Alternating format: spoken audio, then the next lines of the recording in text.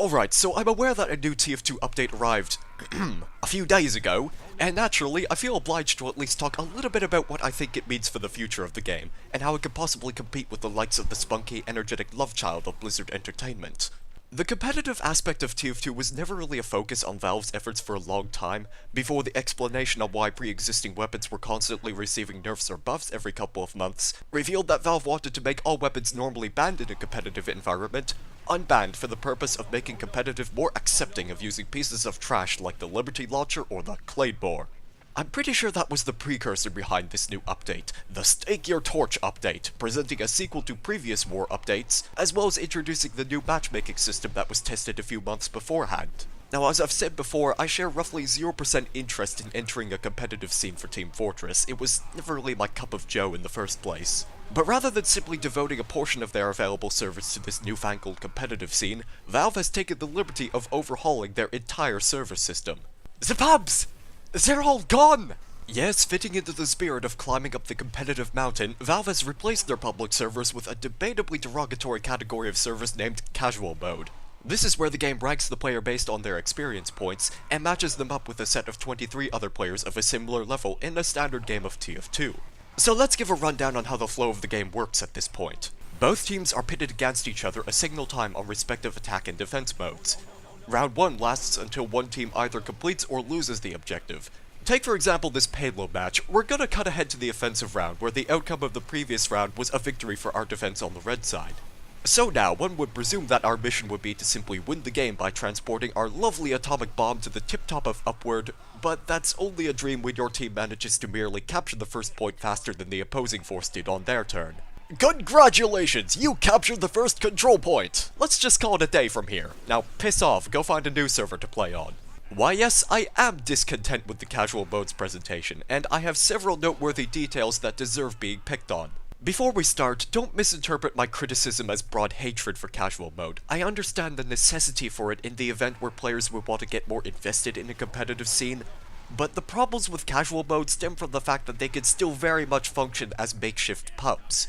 First of all, there are no class limits to speak of. One team can still achieve a balanced victory on Dust Bowl by having at least 8 engineers defending the final point. Second of all, and this one's really strange to me, random critical hits are still enabled, which seems incredibly counterintuitive to the purpose of easing players into a competitive environment. Thirdly, players can still leave the game at any given point on their own fruition without any consequences whatsoever.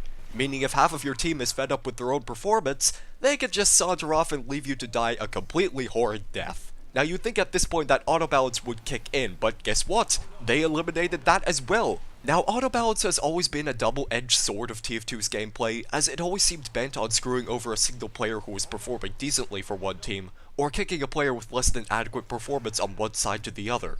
Auto balance was never something I found needed to be removed, moreover, something that required fine-tuning.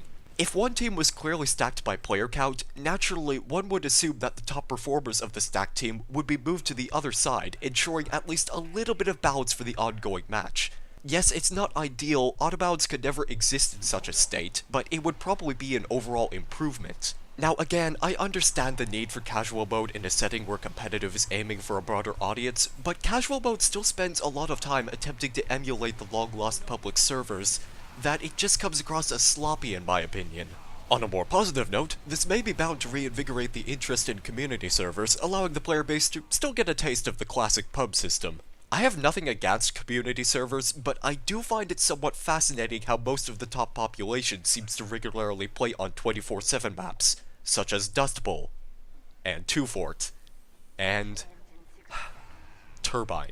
Throughout all of this, I still have yet to cover the list of weapon balances added in this update, and truth be told, I haven't had a chance to try all of them out. This gameplay was recorded like, over a month ago, and I haven't found an interest in booting up TF2 again ever since. See my above rant on Casual Mode behind why that is. Without lending the possibility of taking sides here, I can only pose a single worded question to sum up my feelings for the new balances.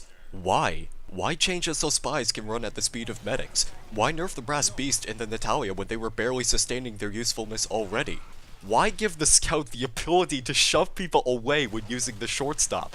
Again, I can't say I have any aversions to these mechanics, but It's so bizarre seeing a TF2 character actually use his hands to defend himself. This is the kind of thing I never expected to see in this game. Oh yeah, I suppose they added some new maps to this game, and by that I mean Swiftwater was added to the official rotations. That's... eh. But really, we all know what the great purpose of this update is. It doesn't involve the inclusion of new maps, weapon balances, casual and competitive mode. No, no, no, no, no, no. The underlying theme of the Roast Your Toast update is something that the TF2 community has been anticipating for too long a time now. The rocket jumper has a sign emphasizing that it doesn't deal any damage. Thank you, Valve! Oh right, one thing I forgot to mention as well is that this war update pits the heavy against the pyro, and the story behind this is that whichever class gets more votes in-game determines that said winner will receive a selection of brand new sparkly weapons. And I think this is great. The heavy could seriously use a new minigun to spice things up, or maybe an item which improves his longevity for anyone who specializes in the fat scout field like me, or perhaps a new sandwich for the lunchbox. Oh.